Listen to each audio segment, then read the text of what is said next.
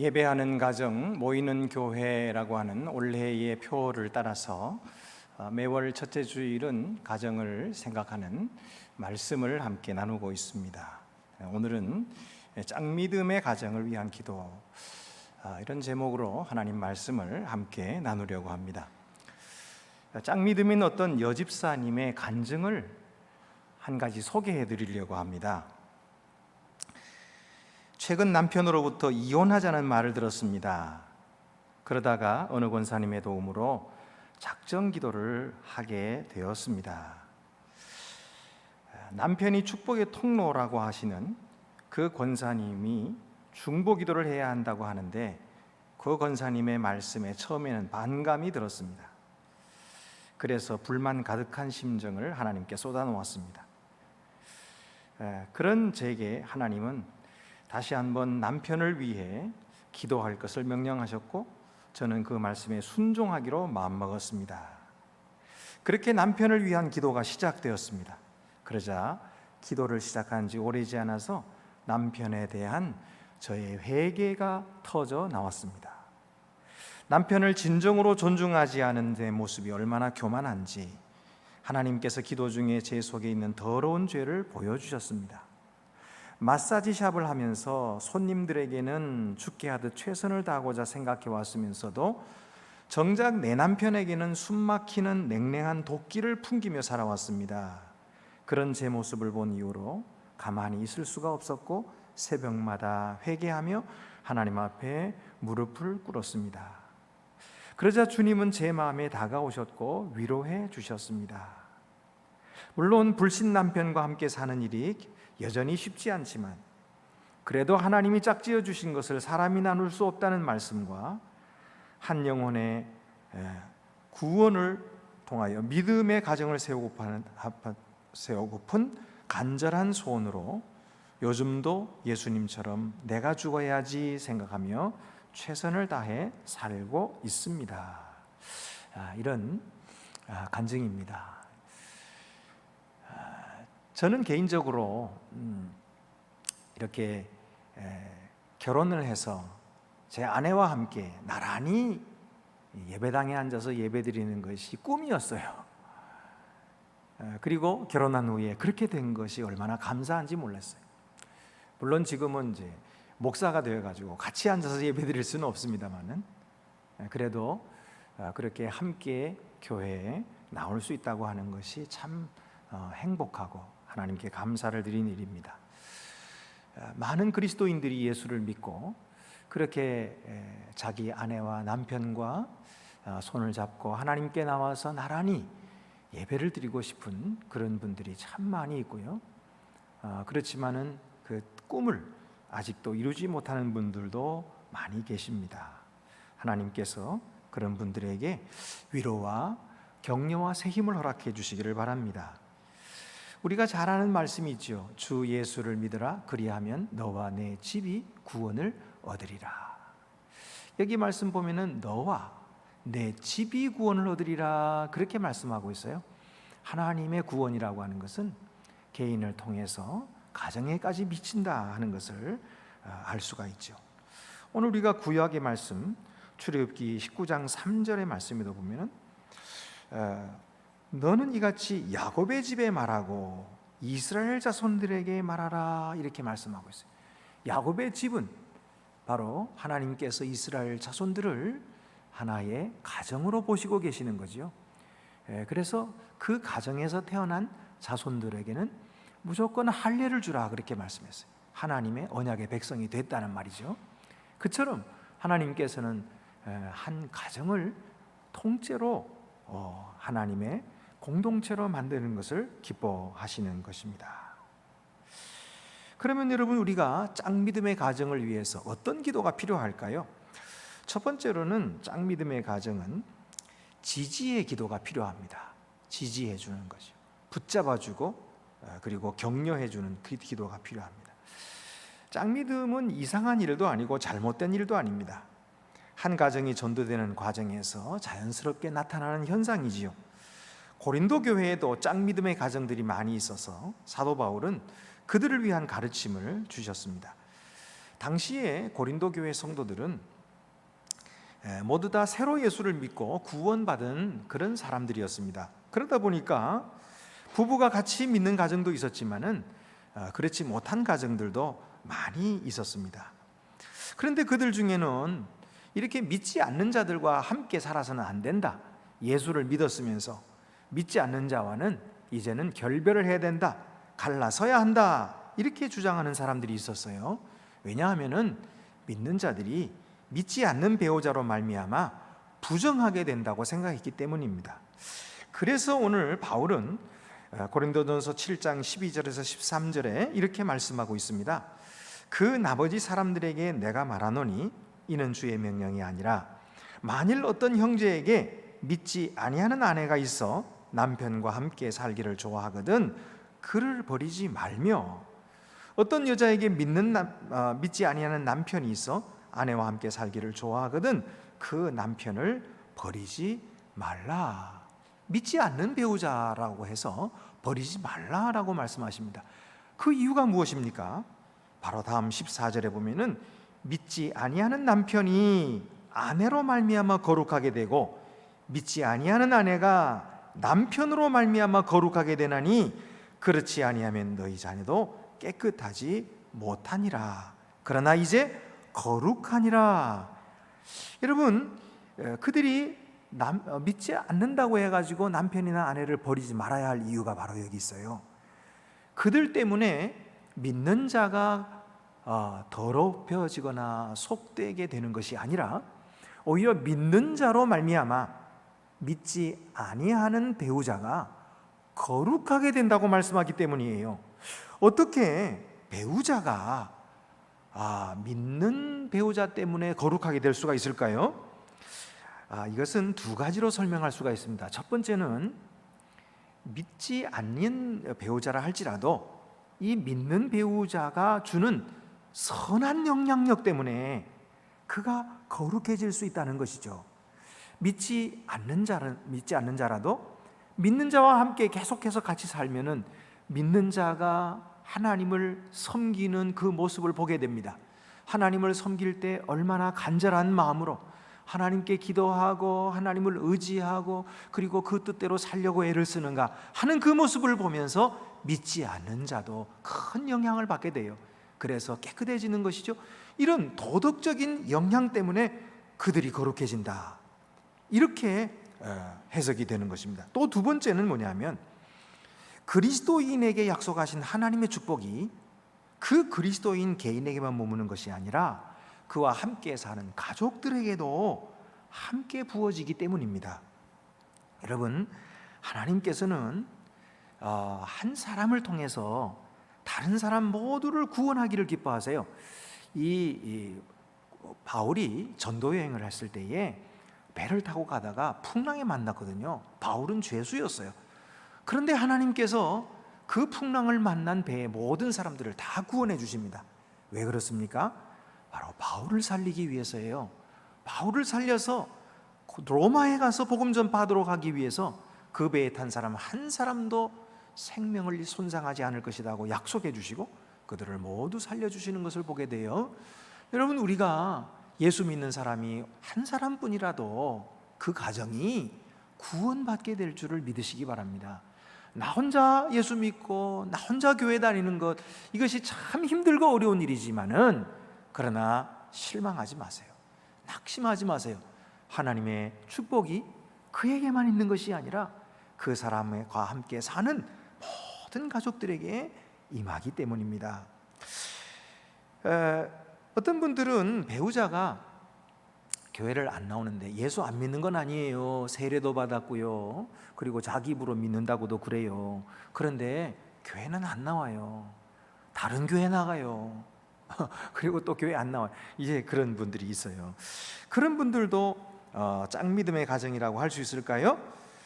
물론 예수를 믿기 때문에 구원은 받았겠지요. 그러나 함께 교회를 나오지 못한다고 하는 그런 의미에서 짝믿음이라고 할 수 있을 것입니다. 그런 분들은 너무나 오랫동안 자기 배우자를 위해서 기도하고 전도하느라고 애써가지고 그만 지쳐버렸어요. 그래서 아휴, 그냥 이렇게 사는 것이 하나님의 뜻이 아닐까요? 그렇게 생각하기도 하고요. 아유, 내가 지금 너무 많이 욕심부리는 거 아닐까요? 하나님이 주신 것도 많은데 그저 내 배우자까지 구원하게 해달라고 하는 것은 내 욕심 아닐까요? 그렇게 말하시는 분도 계세요. 그런데 여러분, 하나님의 뜻을 그렇게 쉽게 단정해서는 안 됩니다. 하나님의 뜻은 모든 영혼들을 구원하는 데 있어요. 내 배우자를 구원했다고 해가지고 내가 무슨 이득을 보는 것이 있겠어요? 그러나 그것이 하나님께서 원하시는 일이기 때문에 우리는 포기해서는 안 되는 거예요. 끝까지 그 일을 위해서 우리가 수고하고 기도하기를 멈추지 말아야 하는 것입니다. 그래서 이 짝믿음의 가정을 위해서는 지지하는 기도, 중보하는 기도, 그들을 격려해 주는 그런 기도가 필요한 거예요. 두 번째로는 그들이 신앙적으로 하나 되도록 이렇게 기도해야 됩니다. 어떤 분들은 짝믿음의 이유를 부부 갈등에서 찾는 분들이 있어요. 부부 사이에서 뜻이 하나 되지 못하고 마음이 합하지 못하고 그리고 서로의 의견의 차이를 좁히지 못하고 그리고 계속해서 평행선만 달리고 있으니까 이런 인간적인 이유 때문에 신앙에 있어서도 하나 되지 못한다, 이렇게 설명하는 거죠. 그 설명에도 일리가 있어요. 남편이라고 하면은 리더십을 발휘해가지고 아내를 자기 믿는 교회로 데리고 나올 수 있어야지. 그게 마땅하지 않겠어요? 또 아내라면은 남편을 잘 섬기고 또 그의 기분도 잘 맞춰줘서 이렇게 아들 다루듯이 이렇게 잘 구슬러 가지고 그 교회를 데리고 나오는 이런 그 기술도 있어야지 되지 않겠습니까? 그런 말도 물론 일리는 있습니다. 우리가 물론 그런 노력도 게을리하자는 말은 아니에요. 필요합니다. 그러나 구원이라고 하는 것은 이것은 오직 하나님의 은혜로 주어지는 거예요. 이 구원이라고 하는 것은 인간적으로 할 수 있는 일이 아니고 이것은 영적인 일인 것입니다. 영적인 일은 영적으로 다루어야 하는 것입니다. 절대로 어떤 한 편이 다른 편을 꽉 손에 잡고 지배한다고 해서 구원해 줄 수 있는 것이 아니고요, 타인 위에 군림해가지고 내 뜻대로 한다든지 상대편을 내 손아귀 아래 굴종하도록 강요한다든지 또는 진실치 못한 방법을 동원해가지고 그래서 교회를 데리고 나온다고 해서 그가 구원 얻는 것도 아니고 그 가정이 참 평화를 얻는 것이 아닙니다. 만약에 그렇게 해가지고 된다면 그것은 거짓에 의한 평화요, 그것은 힘에 의한 평화이지 참된 평화가 아닌 것이죠. 부부의 하나됨은 어디까지나 신앙에서 찾아야 합니다. 부부의 하나됨은 어디까지나 참된 복음의 삶에서 찾아야 하는 것입니다. 구원은 말씀으로 이루어지는 것입니다. 그러므로 이 말씀이 내 사랑하는 배우자에게 마음에 닿도록 그렇게 전할 수 있어야 됩니다. 그러나 우리가 자칫하면 말씀을 나에게 적용하기보다 상대에게 적용하기가 쉬워요. 예를 들면은 에베소서 5장 22절 말씀에 아내들이여 자기 남편에게 복종하기를 주께 하듯 하라, 이런 말씀 있잖아요. 이 말씀을 자기에게 적용하지 않고 남편들이 말이죠, 아내에게 다 적용하면서 이거 보라고, 아내들이여 남편에게 복종하라 그랬지 않았냐고. 당신이 나에게 복종 안 하니까 지금 우리 가정이 불행한 거 아니냐고 이렇게 이야기를 하는 그런 분이 있을 수가 있어요. 그런데 그런 말을 들은 아내는요, 할 말이 없겠어요? 아내들도 할 말이 많아요. 그 다음 말씀 보세요. 25절에 남편들아 아내 사랑하기를 그리스도께서 교회를 사랑하시고 그 교회를 위하여 자신을 주심같이 하라 하셨잖아요. 그러니까 당신이 나를 먼저 사랑해야지. 그러면서 또 남편에게 왜 이렇게 하나님 말씀대로 안 하느냐고 아내도 할 말이 많은 거예요. 그러니까 이렇게 하면은 이것이 하나님의 말씀이 그 마음에 닿을 수가 없어요. 이렇게 되면 둘의 뜻이 하나가 될 수도 없고 평생 평행선을 달리는 거예요. 그리고 서로를 위해서 수고하면서도 서로 위로받지를 못해요. 그렇기 때문에 마음이 지치게 되고, 심지어는 예수 믿는다 하면서도 그 가정생활에 본이 안 되는 불행한 가정을 이룰 수밖에 없는 것입니다. 여러분, 그러면 어떻게 해야 합니까? 말씀을 어떻게 받아야 합니까? 말씀을 복음으로 받아야 합니다. 그래서 세 번째로 복음 안에서 사랑이 임하도록 기도해야 됩니다. 에베소서 말씀을 다시 한번 보세요. 복음을 깨닫고 다시 읽어보세요. 말씀을 사랑으로 이해하게 되죠. 본문은 누가 누구에게 권리를 주장하도록 쓰여진 것이 아니에요. 오히려 반대로 자기의 권리를 내어주라고 말씀하고 계시는 거예요. 이 말씀 앞에 있는 대전제가 되는 말씀이 바로 앞에 있는 에베소서 5장 21절 말씀이에요. 에베소서 5장 21절에 뭐라고 되어 있습니까? 그리스도를 경외함으로 피차 복종하라, 이렇게 되어 있어요. 그리고 나서 아내들이여 남편에게 복종하라, 이렇게 되어 있기 때문에 피차 복종이 먼저인 거예요. 그러니까 남편도 아내에게 복종해라, 이 말이에요. 아내만 남편에게 복종하는 것이 아니에요. 그리스도의 법은 피차 복종인 것입니다. 서로에게 복종하고 서로에게 종노릇하고 서로를 섬기고 서로에게 희생하고 서로를 사랑하라, 이렇게 말씀하신 것이지, 이 말씀을 갖다가 남에게 들이대면서 비판하라, 판단하라, 공격하라, 그렇게 주어주신 것이 아닙니다. 자신에게 이 말씀을 적용하고 자신을 돌아봐야 됩니다. 우리는 예수님처럼 사랑했는가? 우리는 예수님처럼 복종했는가? 우리는 예수님처럼 희생했는가? 이렇게 보고, 이렇게 자기에게 들여다보고 다시 한번 읽어보세요. 에베소서 5장 23절에 남편이 아내의 머리됨이 그리스도께서 교회의 머리됨과 같음이니 그가 바로 몸의 구주시니라. 여러분, 이 말씀을 가만히 보면은요, 몸을 구원하신 주님, 몸된 교회를 구원하신 주님께서 어떻게 구원하셨어요? 사랑으로 그 교회를 사랑하시고 그 교회를 희생하시고 자기를 버리시고 온전히 교회를 위해서 생명 바치심으로 교회의 머리가 되셨어요. 그리고 교회의 구원자가 되셨다, 이 말씀이에요. 그러니까 이처럼 남편도 아내에게 그렇게 하라는 얘기예요. 그러니까 남편을 그리스도의 자리까지 높였어요. 여러분, 남편 된 여러분들이요, 성경은 우리를 그리스도의 자리까지 높였어요. 그렇다면 그리스도의 자리에 앉은 우리가 어떻게 행해야 될까요? 그리스도의 자리에 앉은 사람답게 예수님처럼 아내를 위하여 생명 바쳐 희생해야 마땅합니다. 목숨 바쳐 사랑하는 것이 옳습니다. 아내를 위해서 생명 바쳐 헌신하고 그를 구원하라, 이렇게 말씀하시는 거예요. 여러분, 대체로 보면 어떤 남편들은요, 아내가 기도하지 않고 아내가 하나님을 우습게 여기고 아내가 믿음에서 떠나고 그런 것을 아내 책임으로만 생각해요. 그걸 내가 어떻게 합니까? 이렇게 말하시는 분들이 계세요. 그러나 그렇지 않아요. 그리스도께서 성도들을 어떻게 여기셨습니까?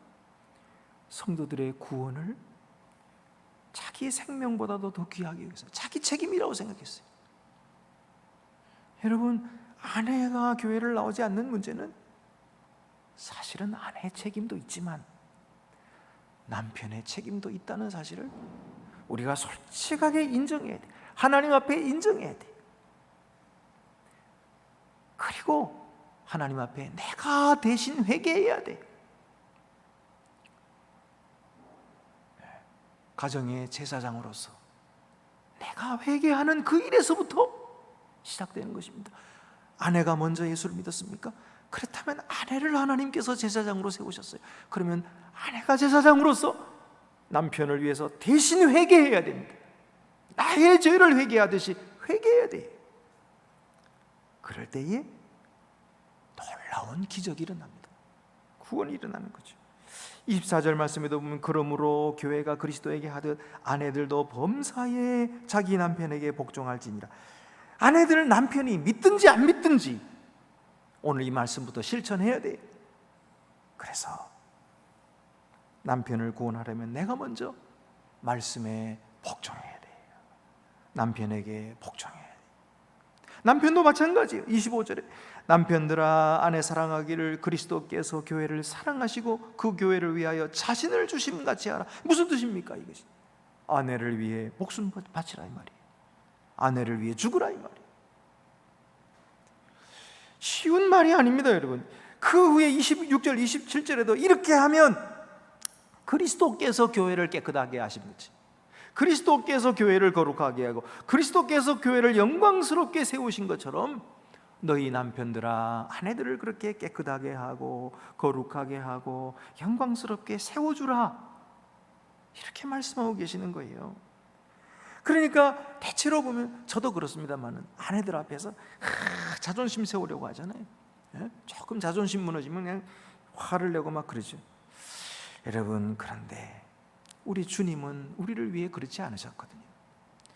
그러므로 우리들도 아내를 사랑하여서 거룩하게 영광스럽게 세워주는, 그러면 아내들도 남편을 존경하게 됩니다.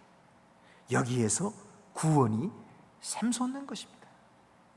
고린도 교회 성도, 어떤 성도들은 그리스도를 더 잘 섬기는 마음에서 이방 배우자들과 이혼해야 된다 그렇게 여겼지만은 바울은 결혼은 그런 것이 아니다. 결혼은 헌신이다. 그리고 그 결혼이 헌신임을 재확인하고 있어요. 15절 하반절부터 16절을 보면은 혹 믿지 아니하는 자가 갈리거든 갈리게 하라. 형제나 자매나 이런 일에 구애될 것이 없느니라. 그러나 하나님은 화평 중에서 너희를 부르셨느니라. 하나님께서 두 사람을 짝지어 주신 거예요. 그가 비록 믿지 않는 자라 할지라도 하나님께서 짝지어 주셨다고 하는 이 사실이 훨씬 더 큰 것이에요. 그래서 그 남편이 어찌하든지 거기 매이지 말고 하나님께 순종하라. 그 아내가 어찌하든지 거기에 매이지 말고 하나님께 복종하라, 이 말씀이에요. 그래서 16절에도 보면 아내 된 자여 네가 남편을 구원할는지 어찌할 수 있으며 남편 된 자여 네가 아내를 구원할는지 어찌할 수 있으리요. 하나님은 오히려 네가 남편을 구원하게 될 것이다, 네가 아내를 구원할지도 모른다 그러면서 격려해주고 그러면서 힘을 북돋아주고 계시는 거예요.